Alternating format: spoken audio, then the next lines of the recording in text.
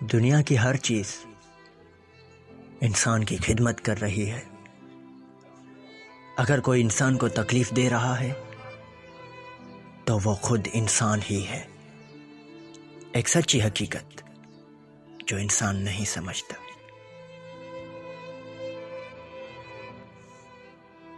इंसान रिश्ते बदलता है, दोस्त बदलता है, फिर भी वो परेशान क्यों रहता है? क्योंकि वो खुद को नहीं बदलता।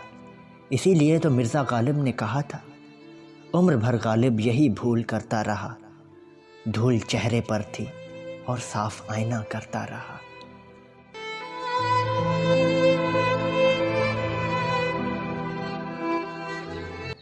एक सच ये भी है, जिससे हम ज़्यादा मोहब्बत करते हैं, जिसको हम ज़्यादा प्यार देते हैं, वो उतना ही हमें दुख देता है, उतनी ही हमें तकलीफ़ देता है।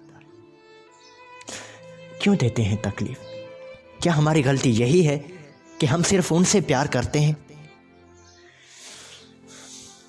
खुश तो वो होते हैं जो जिस्मों से मोहब्बत करते हैं।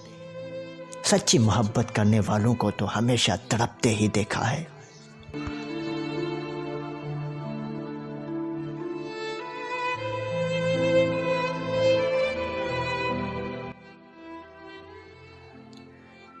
एक सच्ची बात, लोग कामयाबी को तो पसंद करते हैं, लेकिन कामयाब लोगों को पसंद नहीं करते।